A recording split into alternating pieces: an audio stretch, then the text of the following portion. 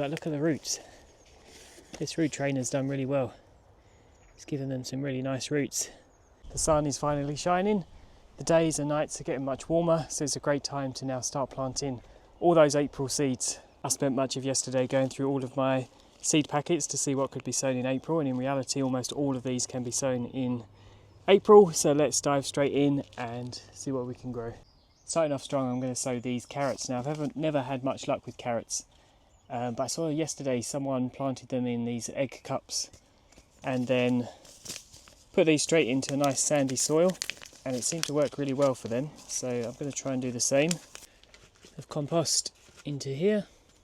If you've tried this method or you've had success in growing carrots, then let me know in the comments. I'd love to hear what the best way is to plant these. I'm just going to add 2 seeds into each section, and my plan is to sow a little tray like this once a fortnight, and hopefully throughout the summer it will provide me enough carrots to keep me going each week. Cover those with a tiny bit of compost. That's job done. Let's see how they go.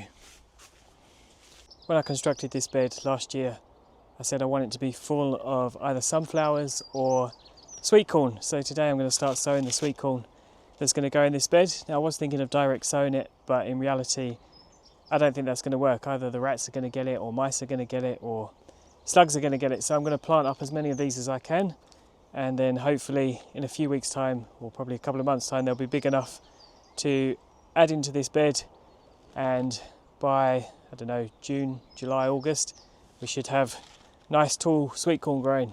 I like working with these nice big seeds because they're really easy to sow. I normally sow them on their side, pop them in a pot, give them some water, and in no time at all that will start to sprout. Next up is these spring onions. Now I don't know if I just got lucky last year with these, but I had a wonderful harvest and they tasted fantastic. So once again I'm going to sow some of these and see how they get on. Now this one I was a little bit unsure about. I'm not sure if it's too early to be growing this type of seed, but I'm going to give it a try. On the seed packet it says it's good to grow from March, April, May indoors and April outdoors. So it is squash. Growing all these seeds, one thing I am going to need to do is clear a bit more space because I'm already running out of space. I've been warned that squash grows super fast, so not to sow too many of these, and you get an abundance of squash off each plant. So just going to take one seed, place it on its side, and I'll probably do maybe 2-3 more of those. I'm looking forward to seeing what squash I end up with at the end.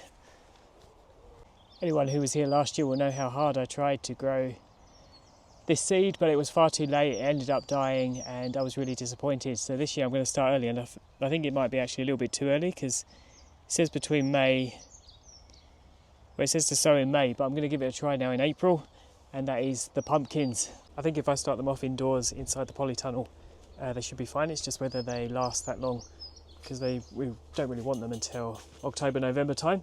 But maybe that'll give them time to develop into nice big orange pumpkins ready for Halloween, which seems like a long time off. This bed here I tried at the end of last year to grow my neighbour's broccoli. I can't remember if it was broccoli or cauliflower, but unfortunately it's not done anything. There's just one stalk left that basically got destroyed by slugs. So instead I'm going to dig this over because I think this is going to be a good place for the peas and beans to go. So I'm going to prepare the soil this week, and then next week put in the bean structure and plant up the beans because they are desperate to get out of their pots and into the ground.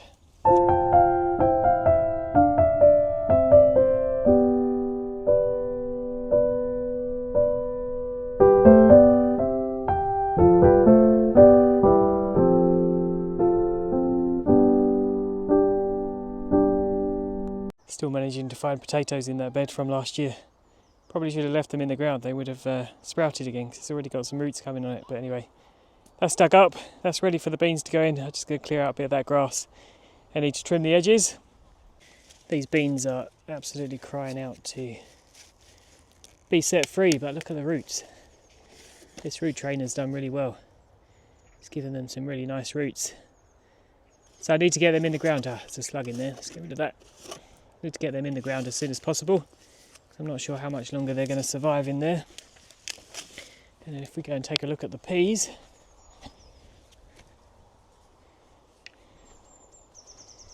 these are also looking pretty good, ready to get into the ground. So as I say, hopefully next week they will all be ready to be planted out and I'll have some sort of structure for them to grow up. And I think peas and beans grow well together. If they don't, please let me know. It's just amazing how everything at this time of year is coming back to life. This blackcurrant bush has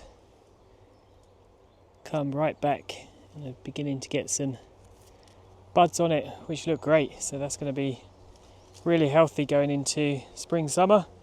And the gooseberry bush back here is also looking really good.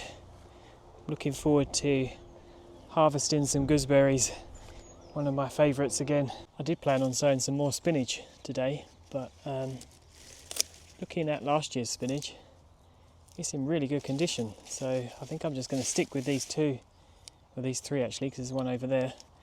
Maybe just remove some of the dead leaves, tidy it up a little bit, and I think this will do well. Going back into this season of growing. There's also some Swiss chard still going strong in here as well. So I'll try and harvest a little bit of that, but I think at some point this is going to go to seed, so not quite sure how to stop that from happening. I guess keep cutting it back will help. But yes, otherwise this looks good. I like to try sowing something new each year, and I saw this wasabi rocket and I like the flavour of wasabi, so going to give these a try. Not sure if they're going to be any good, but let's open up the packet and see what we get. I imagine they're going to be a tiny little seed.